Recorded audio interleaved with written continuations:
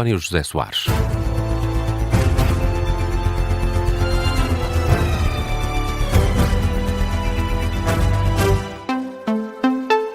E António, o Reino Unido, a França e a Alemanha dizem estar prontos para trabalhar com os Estados Unidos de forma a pôr fim aos ataques do Irão. Uma informação avançada num comunicado conjunto divulgado pela agência noticiosa France Press, onde escrevem que serão tomadas as medidas necessárias para defender os seus interesses e dos seus aliados na região iraniana, viabilizando, sobretudo, ações defensivas necessárias e proporcionais para destruir a capacidade do Irão de lançar mísseis e drones na sua origem. Donald Trump diz que os Estados Unidos afundaram 9 navios do Irão. O anúncio foi feito na rede Truth Social, onde escreve ainda que as forças norte-americanas destruíram também quase totalmente o quartel-general da Marinha do Irão. O presidente norte-americano, que está a acompanhar a ofensiva militar a partir da sua residência de Mar-a-Lago, na Flórida, não fez até agora qualquer comentário sobre a morte de 3 militares dos Estados Unidos, as primeiras baixas norte-americanas desde o início do conflito contra o Irão. Entretanto, o Comando Central dos Estados Unidos anunciou que já atacou mais de 1000 alvos iranianos desde que iniciou esta guerra. Foi num comunicado citado pelo Times of Israel, esta entidade norte-americana, que lista os tipos de alvos que atacou, onde inclui centros de comando e controle, o quartel-general da Guarda Revolucionária e o quartel-general das Forças Aeroespaciais da Guarda Revolucionária. Já o exército israelita anunciou que vai mobilizar cerca de 100 mil reservistas para a ofensiva contra o Irão.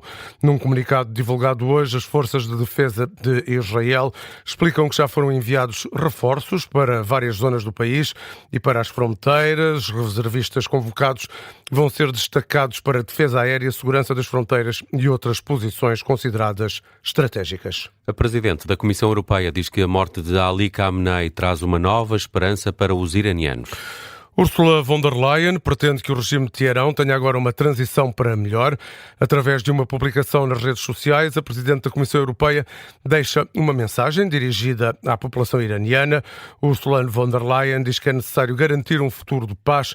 Recordamos que os chefes da diplomacia dos 27 países da União Europeia realizaram discussões de emergência esta tarde por videoconferência sobre os desenvolvimentos no Médio Oriente. Entretanto, o Ministro dos Negócios Estrangeiros português condena os ataques do Irão à Jordânia e a Omã. Foi durante uma conversa com os homólogos daqueles dois países. Paulo Rangel agradeceu a atenção dada aos portugueses deslocados e expressou total solidariedade de Portugal para com a Jordânia e a Omã, que foram atingidos por Teherão. Desde que foi atacado, o Irão tem retaliado com o lançamento de mísseis contra Israel e também contra países da região do Médio Oriente. O presidente do Governo Regional dos Açores diz que o acordo bilateral com os Estados Unidos foi cumprido. José Manuel Bolieiro fala a propósito do atual contexto internacional de guerra no Médio Oriente. Nos últimos dias, vários aviões reabastecedores da Força Aérea Norte-Americana estacionaram e levantaram voo da base das Lajes, na Ilha Terceira. O líder do Executivo açoriano fala em sucesso e numa coordenação constante com o governo português. O Governo de Portugal e o Governo Regional dos Açores mantiveram contatos e troca de informação, designadamente através do Gabinete do Primeiro-Ministro de Portugal, do Ministro dos Negócios Estrangeiros e do Presidente do Governo dos Açores. O Acordo de Cooperação e Defesa entre Portugal e os Estados Unidos da América foi cumprido, tal como informou o Governo de Portugal, com o contexto que, a partir de ontem, se alterou. Ficou estabelecido entre o Governo de Portugal e o Governo Regional dos Açores a intensificação dos contatos para informação e acompanhamento da evolução da situação. As declarações do Presidente do Governo Regional dos Açores no Palácio de Santana, em Ponta Delgada. Donald Trump e J.D. Vance são como agentes de demolição. É uma frase dita pelo analista de política internacional Miguel Monjardino. E acrescenta que é impossível prever os efeitos da guerra no Médio Oriente. Miguel Monjardino, professor de Geopolítica e Geoestratégia no Instituto de Estudos Políticos da Universidade Católica, considera que o que realmente importa numa guerra não são os primeiros dias, mas sim os últimos. São as primeiras reflexões sobre o tema por parte do analista de política internacional a pedido do Observador. Dias antes do ataque dos Estados Unidos e Israel ao Irão, que retaliou, Miguel Monjardino concedeu uma entrevista a partir dos Açores ao Observador, em conversa com a editora de Internacional, a jornalista Kátia Bruno. Miguel Monjardino falou sobre outra guerra em curso, o conflito na Ucrânia. O professor de Geopolítica e Geoestratégia afirma que a Rússia decidiu invadir o território ucraniano não por causa do Ocidente e da NATO, mas sim por motivos internos. Há duas interpretações daquilo que aconteceu na Ucrânia. Nós, na Europa, sobretudo as pessoas militares e cientistas políticos, dão uma explicação externa para a decisão de Putin, ou seja, o alargamento da NATO. Eu acho que as causas internas são mais poderosas na explicação daquilo que aconteceu do regime russo e da evolução desse regime e da necessidade de controlar a sociedade russa para explicar aquilo que aconteceu na Ucrânia, associado ao desejo de honra pessoal e do ressentimento que Putin e grande parte do regime russo têm em relação ao Ocidente. Miguel Monjardino, professor de Geopolítica e Geoestratégia, numa entrevista à editora de Internacional do Observador, Kátia Bruno, um artigo que pode ler com mais detalhe no nosso site, onde esta notícia faz manchete a esta hora. Na atualidade nacional, André Ventura propôs a criação de uma comissão no Parlamento dedicada à reforma do Estado e presidida por Pedro Passos Coelho.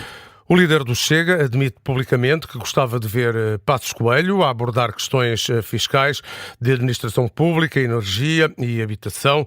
André Ventura diz que é um cenário possível se houver consenso entre Chega, PSD e Iniciativa Liberal. Nós temos o Ministério da Reforma do Estado, criado por Luís Montenegro, que não tem funcionado. Ainda agora, no debate que tivemos no Parlamento, na sexta-feira, ficou claro, da minha perspectiva, que não têm existido reformas. Que as reformas não têm existido e que o Ministério da Reforma do Estado não tem funcionado. Por que não termos no Parlamento uma comissão de reforma do Estado e, por que não, essa comissão pudesse ser presidida por Pedro Passos Coelho, por exemplo? Declarações de André Ventura à margem da Feira de Turismo em Lisboa. E seguimos, António, com a notícia dos protestos hoje contra o encerramento da urgência de obstetrícia e ginecologia do Hospital do Barreiro, que juntou cerca de 500 pessoas. E contra esta decisão do Governo de encerrar este serviço, que pretende agregar as urgências da especialidade no Hospital Garcia da Horta, em Almada, os manifestantes acusam a Ministra da Saúde de não consultar autarcas, comissões de utentes e bombeiros antes de avançar com o encerramento. Esperam que Ana Paula Martins ainda mude de ideias, como diz Antonieta Fortunato, da Comissão de Utentes dos Serviços Públicos do Barreiro. Confirmou-se aquilo que já há algum tempo viemos a dizer que não é possível.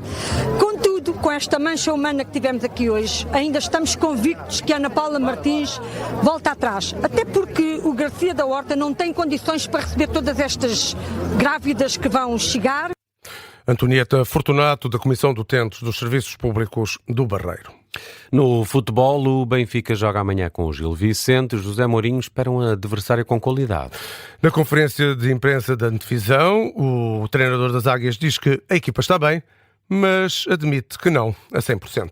Eu penso que há ali um grande trabalho a nível estrutural, mas depois um míster que tem sabido potenciar ao máximo os seus jogadores e fazer da sua equipa uma grande equipa.